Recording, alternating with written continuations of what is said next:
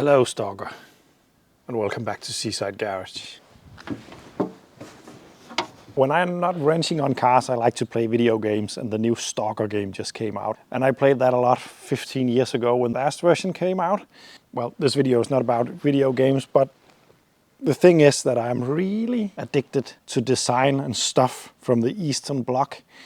And this is a van from Poland, but it got that vibe of the exclusion zone at Chernobyl, in my opinion. And I really like it. It's a cute little van. It's basic. It's very squarish. When do you think this is from? The 70s? The 80s? The model came out in '58, but they stopped the production in 1998. There's one facelift, pretty much. One upgrade on the engine front, and then it was pretty much the same. This particular one is from '93. If you are a long-time viewer of the channel, you might remember the US Buhanka.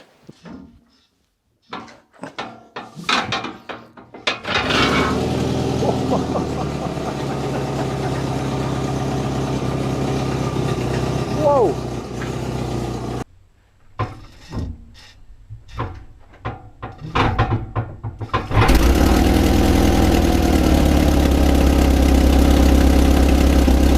Unfortunately, I had to give up on that project because I wanted to create a camper van. That wasn't possible with the paperwork. I could only get it as a van.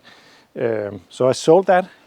Huge regret about that because that was so awesome. I hope to find another one someday. But this one, it's not going to be a camper van. This is just going to be a pickup, and paperwork could be a problem, but I hope not. And anyway, I just really wanted to try to wrench on one of these because I can see so many details on it that's done differently than what I'm used to. And that is what I really enjoy when it comes to wrenching. But that US Buhanka, that was actually used in Chernobyl. I'm not sure these were. But let's take a look at it. As mentioned, it's a 1993 model. It sounds really weird saying that. You could get the Citroën XM. My Renault 25 V6 Turbo had existed for 6 years when this was produced. But this is not really about being revolutionary in design or something like that. This is usability, simplicity, something that every farmer could fix themselves if they had a hammer and some string. And that's really what this is. It is so simple. I've done quite a bit of research on this model, or this exact car. I got in contact with the guy who bought it in Poland and drove it to Denmark. He sold it on to another one, who sold it on to another one, who sold it on to another one, who I then swapped the Rover Cabriolet with. I don't think you could swap it with anything more different than that. Pretty much the same vintage though. But it arrived in Denmark in 2016, 17, there about. And I was told that the car was rust-free, pretty much working perfectly. It had some brake issues, that was all that was needed to be fixed.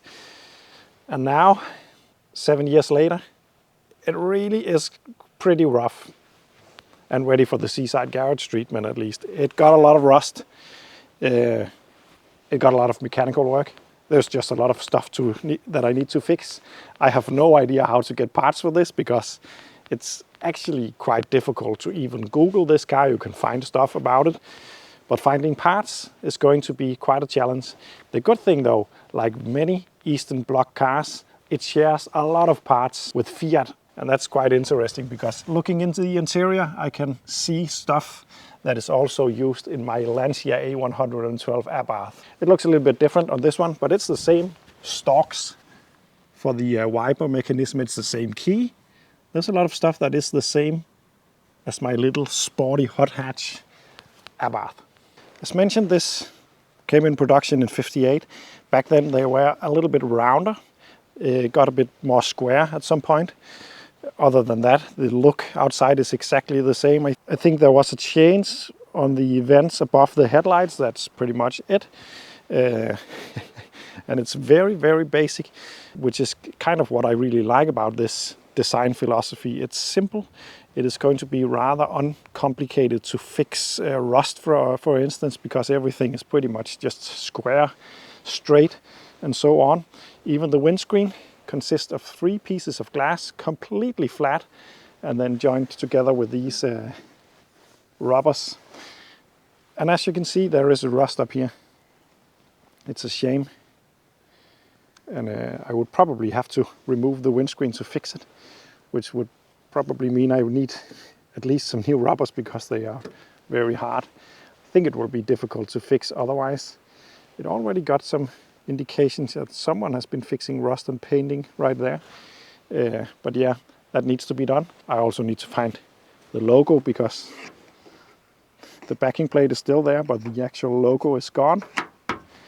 Yeah. But very, very basic looking ZUK at the front. I don't even know how to pronounce that, so I'm sorry if I'm doing it wrong. And just like the US and my later Niva and 2CV, but other than that, not a lot of Western cars got this. It got the handle to start the car in case the battery has collapsed or something like that. You don't see a lot of cars from the 90s with that feature. There's also a lot of rust that needs to be fixed down here, but all in all, it's not terrible, but a lot of work is needed. And also a good wash would be nice. My plan is to remove the canvas and the scaffolding in there, because if that is removed, I can get it inside my garage, and that would be nice. And also I think it would be nice just to have a pickup van with a flatbed. So that will be removed. I'm actually thinking about creating a new bed for it out of wood, because it would look nice, and this is quite rotten in places. The sides are made of metal, but take a look at this down here. The actual bed is made of wood already. You will actually also notice that it's put on a wooden plank and then bolted to some metal. It's very simple. It looks like a tree house or something like that, not a production car. But this is how it's made. And we got the fuel tank right here. And also these are quite funny. These keyhole protectors, probably there to avoid them freezing up. They are also present on the door.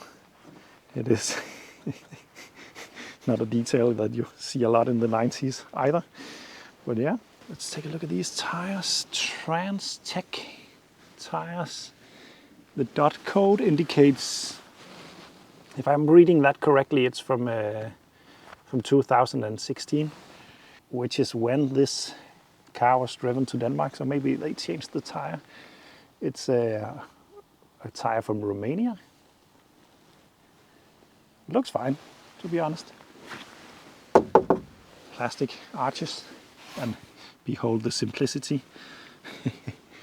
Just regular leaf springs, of course. A huge differential. Some shock absorbers. You might notice that the brake lines are missing to the wheels because they are broken. The rear brakes are not working. That needs to be fixed, of course. The front brakes are, though, so it's possible to move it, which is nice. Hopefully most of the rust on the frame is surface rust. I hope to just treat and paint that when I remove the bed. But I don't know for sure if there's something more serious in there. Oh.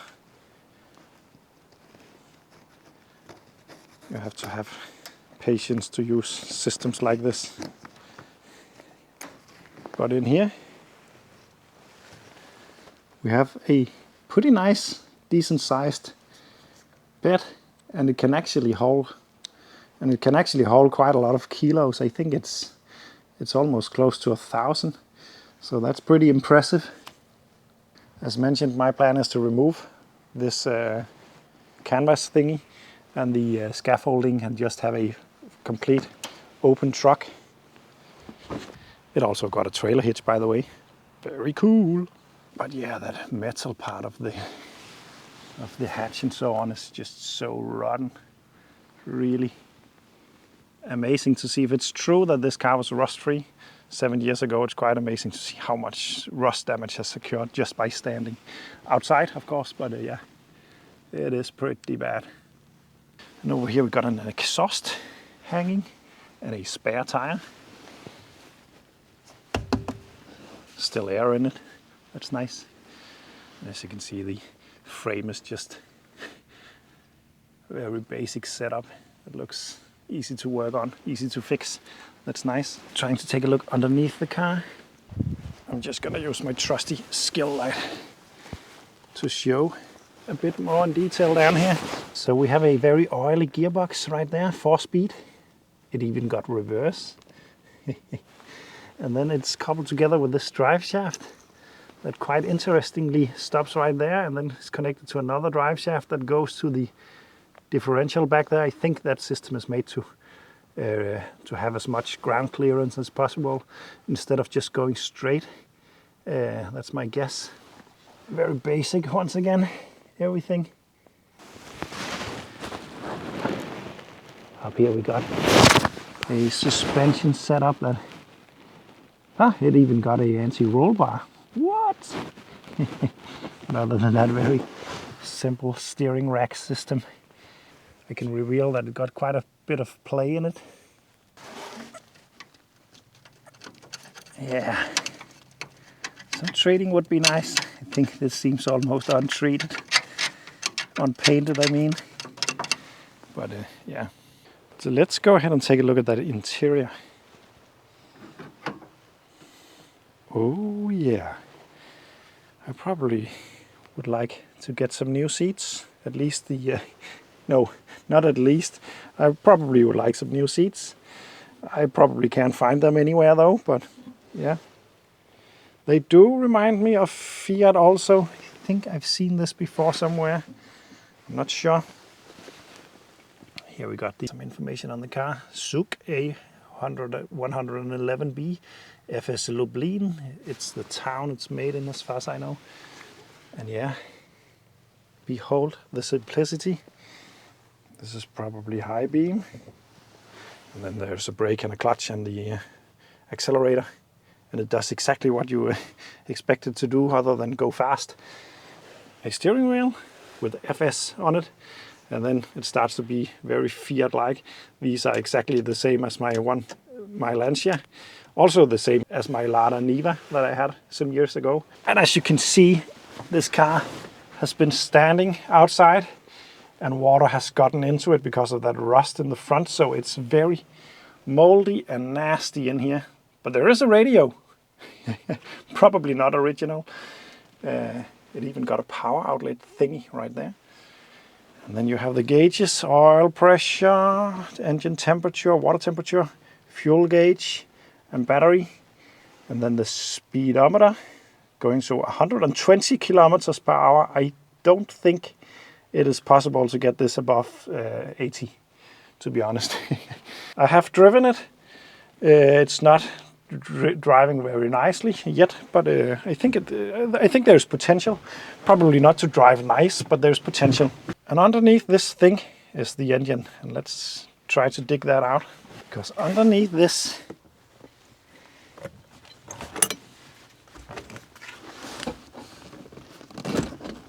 is an engine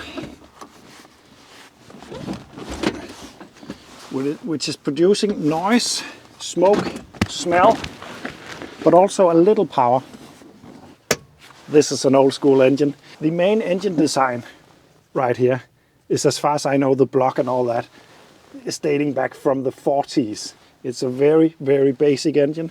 This is the later model, so it's a overhead valve system. It's a 2.1 and you really don't feel that, but it's not running very nicely yet. I can smell the fuel is probably from 2016 or something like that. It's very old, it smells very nasty, but it is actually running. It's a fuel pump primer I just found. Let me show you this engine up close. This is actually the first time I look at it really. I went to the place, I started it up so I could drive it. But other than that, I haven't taken any kind of closer look at the engine. I just, fired it up, drove it, so I could drive it out of the garden. And that worked at least. But it's just a basic setup, a carb, an engine, some valves, some make it cool stuff. And nothing too advanced. I wanted to check the oil because I haven't even done that yet. So I thought it was this one. It's not though, because this is just a long piece of metal going down to the fuel pump down there. So I can prime the fuel pump, which is nice because it actually took quite a long time to crank it the first time. So that's probably not too uncommon. There's the fuel pump down there. Talking about simplicity, take a look at this. This is the accelerator. It's attached to this rod, which is attached over there and goes up to the pedal. Yeah, it works, so it's fine. And we got a ignition coil over there. And on the other side we can see the engine a little bit better. AK-42. So it's not an AK-47, but it's probably just as rugged, I guess. It looks like something you would expect in a car from the 40s or the 30s or something like that. Let's try to take a look into the engine if possible.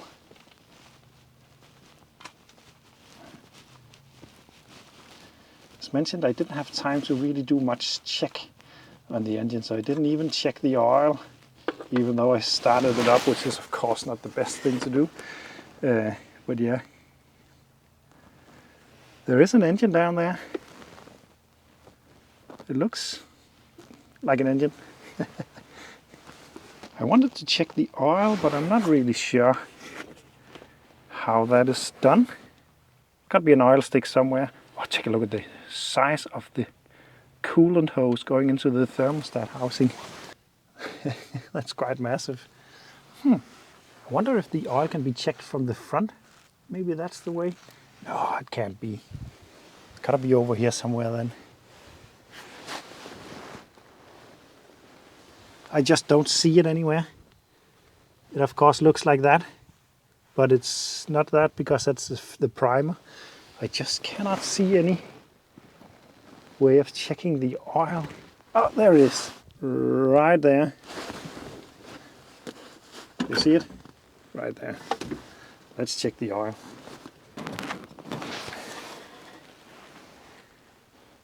Yeah, there is oil in it. And it's between max and minimum, but it smells of old oil and it smells a little bit of petrol. So of course it would be a good thing to change that oil ASAP. But it won't hold me back for just firing this car up. So you can take a listen to it. Let's try. I'm just gonna prime that pump.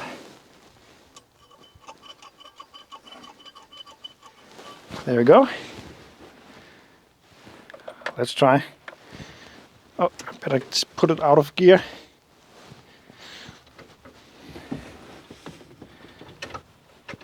Like that. Choke is pulled, that's this one.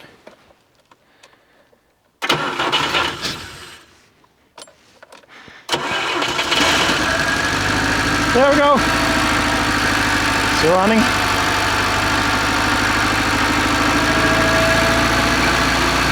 And it's honestly sounding pretty nice. There's a bearing sound somewhere. It could be the generator. But this car's been unlocked and standing outside for a lot of years. It got old fuel in it. And taking that into the equation, it sounds pretty decent. Down here we have a choke. Just gonna try to press that in.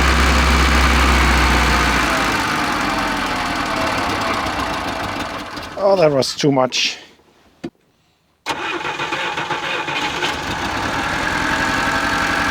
Yeah, it's running.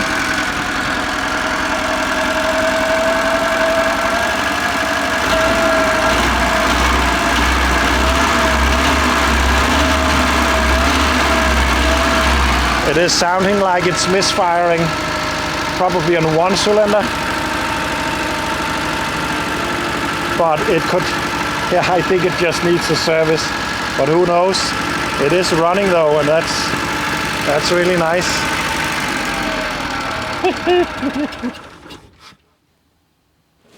Yeah. Let's take a look at the rest of the car. If I pull this handle really hard right there, I can open up the flap out on the front. No, wait a second. I think I'm drawing in the wrong. I'm drawing in the wrong thing.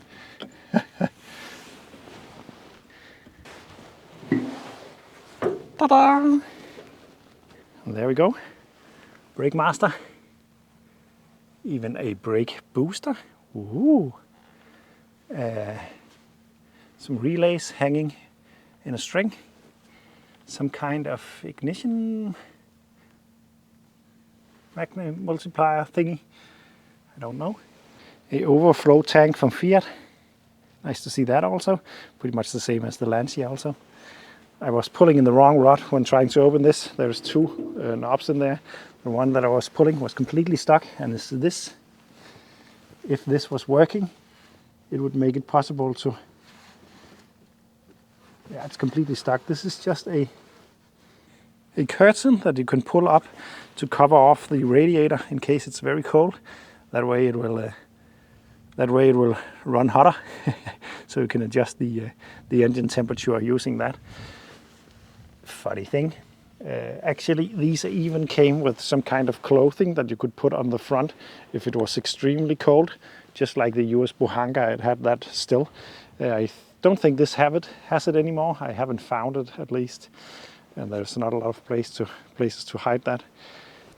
The car even comes with some spare parts in not the best condition, because they have been in the car in this moist condition for a long time, but there is the brake stuff that I need to fit to the rear axle to make them work again, hopefully. There is also some gaskets up here that doesn't seem to be in brilliant condition either. And then, oh, just noticed this. This is the heating system.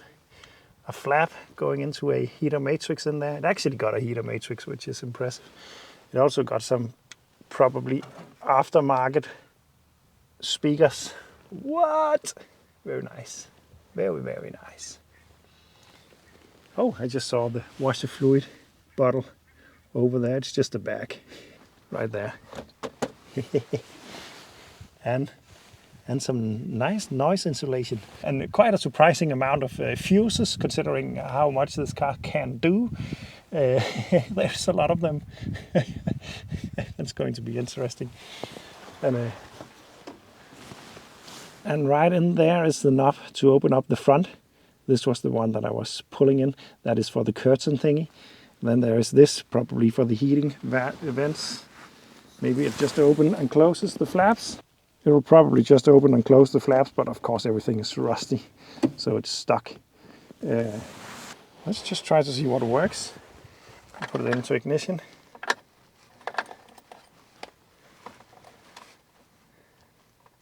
And turn on the fan.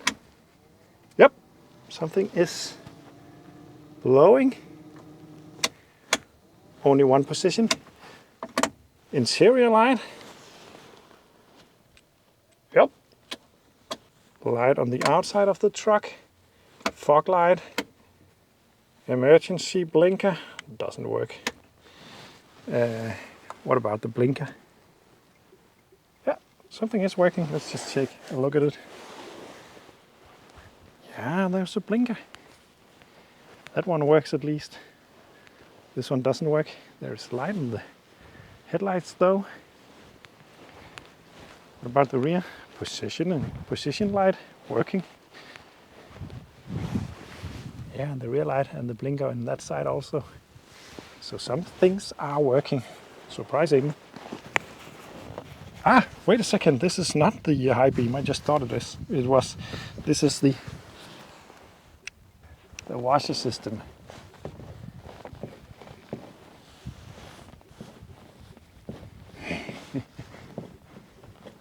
It even makes the wiper wipe when I press it really hard. That is pretty nice. Just gonna turn the ignition off to not overheat the ignition coil. As mentioned, it's going to be a challenge to get parts for this. I will have to spend a lot of time checking part numbers and cross-referencing stuff, and hopefully also finding... Yeah, if some of you guys are from Poland, don't hesitate to get in contact on Instagram if you can help me out somehow, because it will be difficult to get parts. I know it's possible to get repair panels and stuff like that for this, but I have no idea if it's possible to get to Denmark or how expensive it's going to be. And yeah, but most of it is possible to fix very easily just using a piece of straight metal, so that's not a big deal. So this is the latest addition to the fleet. The Rover is gone, the ZUK is in, which is really nice. I hope to fix this up, make a new wooden flatbed for it, and just use it to haul stuff around. That's going to be quite fun. It's also going to be great to pick up moped projects and stuff like that. So that's going to be very interesting. Firstly, I will have to do a lot of research to make sure that everything is all right with the paperwork and so on. And then it could probably need a wash also. So I might make a video about that, and then we'll start to fix it. I really hope by removing this that I can get it into the garage, because I don't hugely enjoy to fix stuff like this outside. It's more fun to do inside. Yeah, this is my ZUK. Thank you for watching. Don't forget you can support me. There's a link to my Patreon page down below that helps me out a lot. And see you in the next one.